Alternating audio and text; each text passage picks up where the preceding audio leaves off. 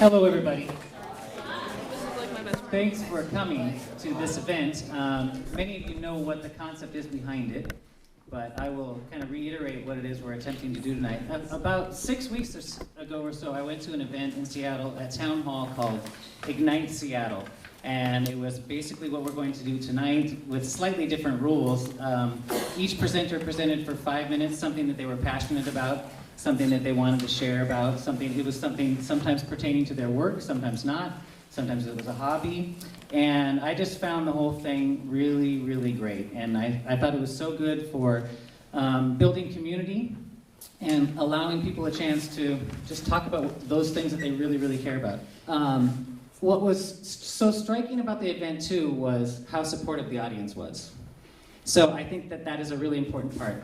Nobody who's speaking tonight that I know about is a professional speaker, and they're just amateurs who want to talk about something they care about. And it struck me that sometimes when you're talking about the things you really care about most, you get maybe more nervous than you would if you were talking about things that were, not that important to you. So I think it's really important. They were super supportive of everybody who's speaking. It seems strange to say this in a music classroom, but to me, music isn't a class.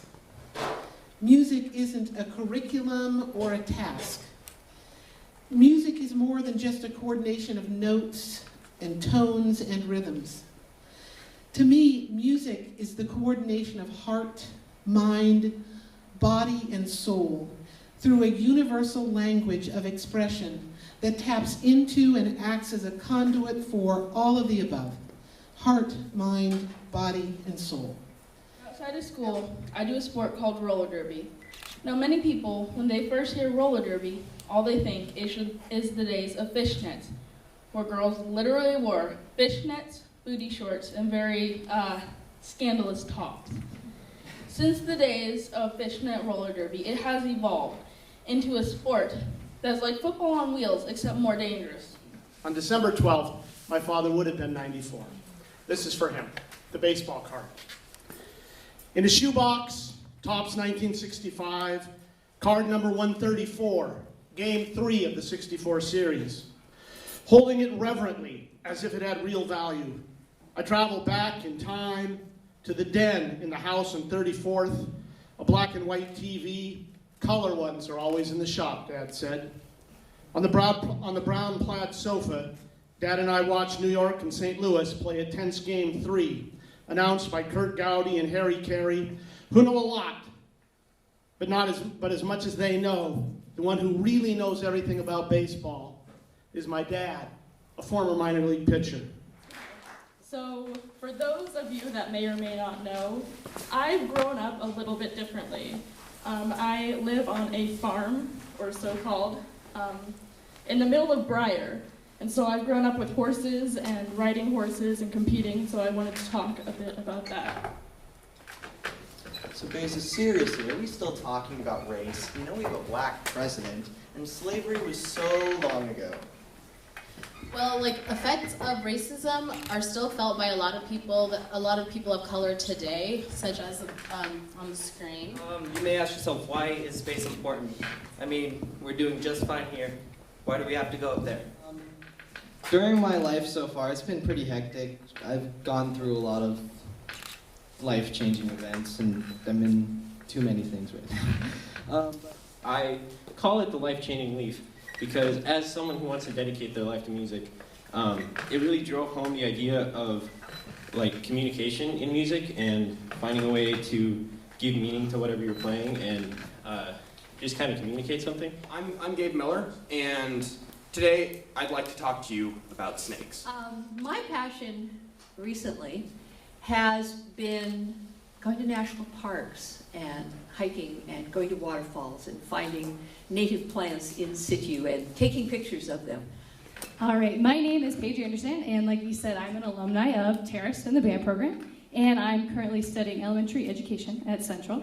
And I've always been really interested in psychology, which is a large reason why I'm becoming a teacher. And I spend way too much time listening to podcasts about people, psychology, science, everything while I work my mindless data entry job, which is so much fun. It makes it so much better. Hello, my name is Jessica, and I'm a senior here at Ignite Terrace High School.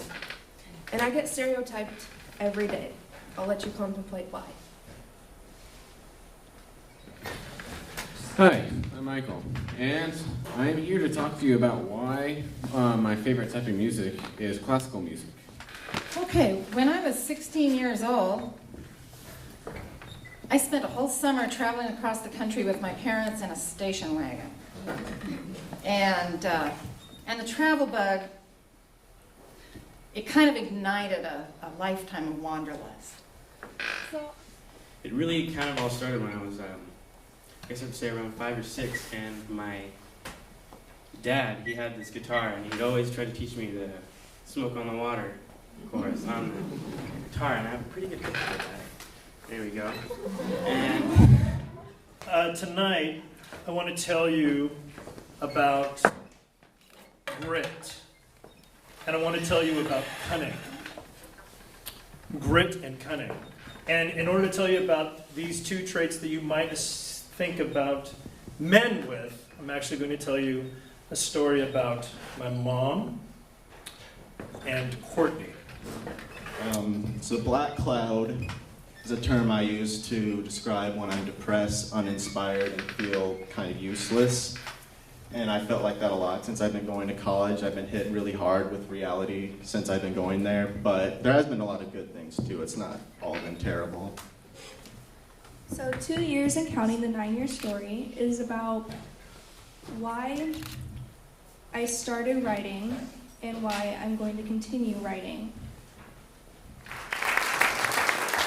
All right, everybody. One more round of applause for all the speakers tonight.